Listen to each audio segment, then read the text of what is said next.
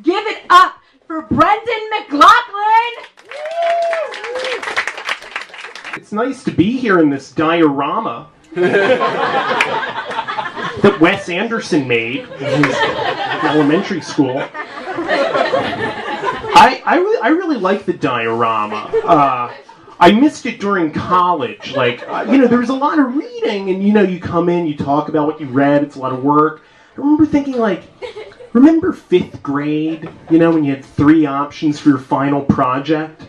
Write a paper, do an oral report, or make a diorama.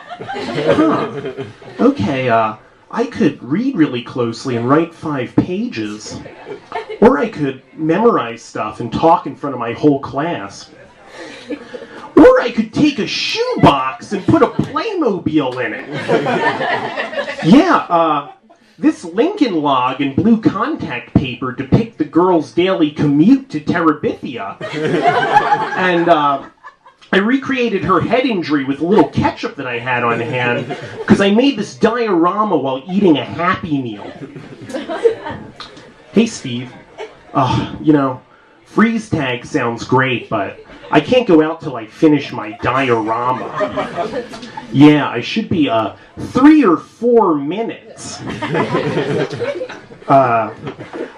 guy I know had a Facebook update recently that said, "Hey guys, I need a job bad.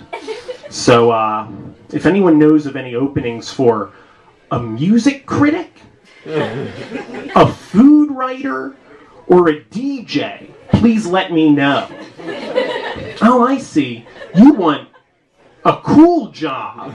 Yeah, something you're really passionate about. And everybody knows that the best way to get a cool job is to passively ask for it. Get the Village Voice. Oh, our acclaimed food writer is stepping down after 30 years. Who should we hire to fill this position? We have an applicant who has been an assistant here for 5 years, a really proven hard worker. There's another guy who writes freelance for our magazine and 6 other magazines, a really prolific writer. And there's another guy who told his friends he wants something awesome. I just think an update like that is so obnoxious. That's like saying, hey guys, I've been single for a long time and I'm pretty lonely. So if someone could set me up with a girl, that would be great. As long as she has huge tits, a perfect face, and loves tiny wieners.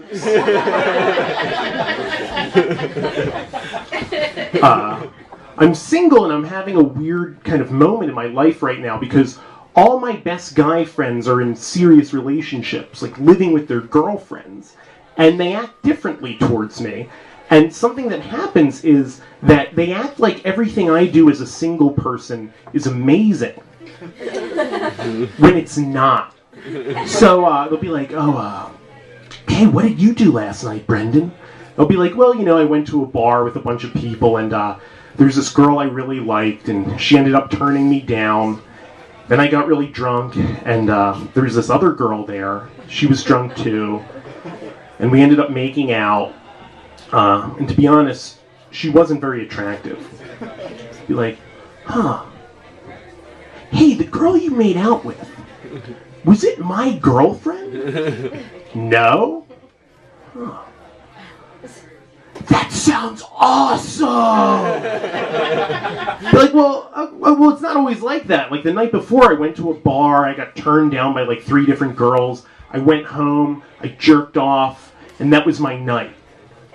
Huh. Hey, when you jerked off, did you use your computer? Yeah. And were you in your bed? Yeah. Huh. So you were able to bring the computer into the bed? That sounds awesome! Be like, well, I woke up 1 in the afternoon alone. You're living like a king! I could die alone, but you've truly lived! Not having to jerk off in the bathroom while your girlfriend cooks dinner like some kind of animal! I don't know if you know this, but Chase Bank has a new feature where you can take pictures of checks with like your iPhone and send it to the bank, and they'll deposit that. You don't have to go to the bank. There's a great commercial for that. It takes place in a honeymoon suite, and it starts out, the camera's moving in across the floor of the suite, and you're seeing clothes thrown around and like champagne glasses, and you're hearing the sounds of a couple, and it sounds like they're fucking. The camera moves up to the bed and shows the couple, and they're not fucking, because it's not the coolest commercial ever. But what's happening is the man is taking pictures of checks they got on their wedding day, and the wife is watching him and smiling. And it made me wonder, is this a commercial for a bank?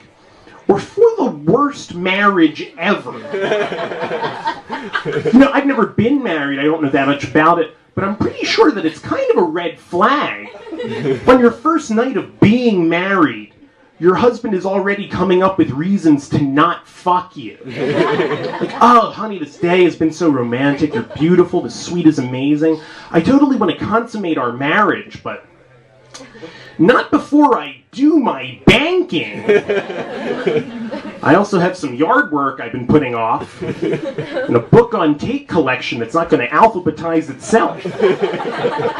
But I just think thinking about money on your wedding night is so awful. Like, I just kept waiting for the camera to move over and show the husband as an old man next to the ghost of Christmas past. Like, you see?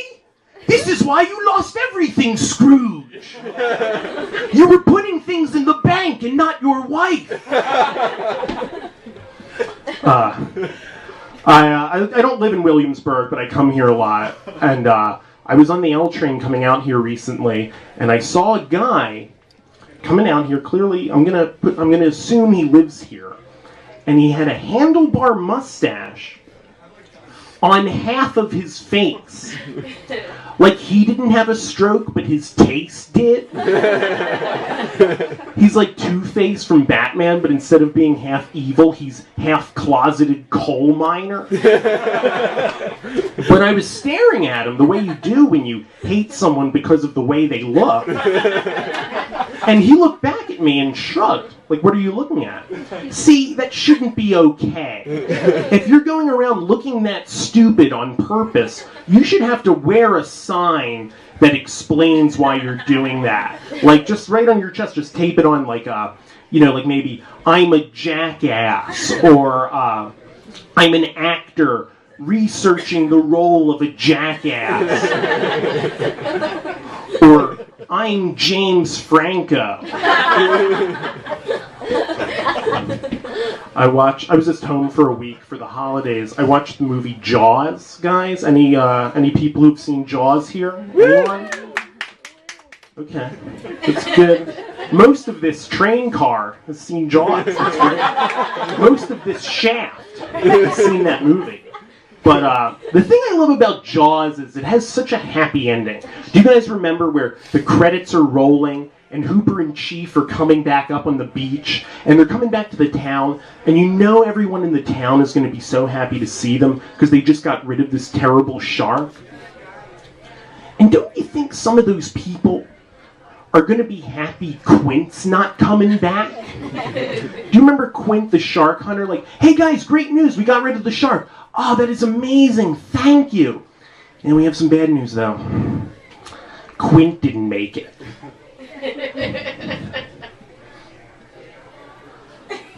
You mean that creepy Irish guy who was obsessed with sharks? Like, yeah, the shark ate him. Hey, was he the guy who used to show up drunk at the 4th of July parade and ask my wife if she wanted to see his scars? Yeah, his boat sank too. Huh. Oh, you mean that ugly piece of shit I used to have to walk past to get to my jet ski? That's a shame. Hey, I think we should all get our homes appraised, because I'm pretty sure they just tripled in value. Now that we don't live near a shell-shocked veteran who deals with post-traumatic stress disorder by carrying out an irrational feud with fish.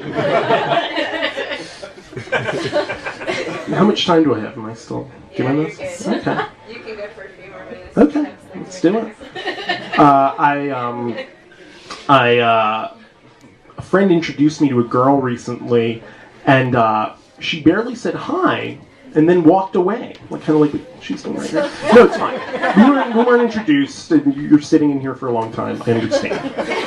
I'm being a dick. I understand. We're trapped in a shaft back here with old-fashioned lighting. Mic that doesn't work. I understand people need to get up sometimes. Fucker. But anyway, my friend introduced me to this girl. She barely said hello and then walked away. And I was like, oh, she's really unfriendly. And my friend goes, you know what? She's just in a weird mood because she's meeting her real father for the first time tomorrow. So I was like, oh.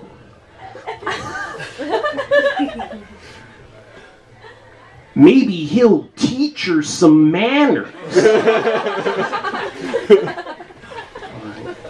It's going.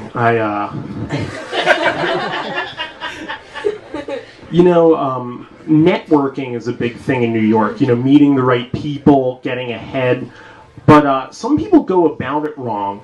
I worked on a film shoot a little while ago, and this intern went up to the director and was like, hey, I love what you do, this is great. I'd love to do some networking with you. And I thought, you shouldn't always reveal your intentions right away. It's supposed to happen more organically than that. If I'm talking to a girl in a bar, I don't say, excuse me, do you see how I'm acting interested in what you're saying? I'm trying to have sex with you. And it's not that I find you attractive. I'm doing this because I'm lonely. All right, I'll leave you with something really quickly. I watched another movie recently called Basic Instinct 2. Let me tell you a little bit about it. Sharon Stone plays a femme fatale who is also a romance novelist. And she's wanted for murder, but whatever man investigates her gets sucked into her web of bad writing and acting. And there's this part where the guy he's obsessed with her, and he's reading one of her romance books, and he's hearing it narrated in her voice. And what's happening in the book is a graphic sex scene in which the man is behind the woman in what's called the doggy-style position. Cut to later that night, the character is in bed with his girlfriend, and he's on top. And it's all going normally until he looks across the room, and on the table, he sees a copy of Sharon Stone's novel. And all of a sudden, something comes over him, and he turns his girlfriend over and starts having sex with her from behind. And all I could think was, you needed a book to tell you to give her the dog? Dogs thought of it. Don't get me wrong, it's genius, but it's not hard to come up with. You know what told me to try doggy style for the first time years ago? Every fiber in my being. I was like, oh yeah, let me just get on top again. Oh, actually, turn around, baby. I just realized why I was born. Okay, guys, I'm Brendan McLaughlin. That's my time. Thanks a lot. Yep.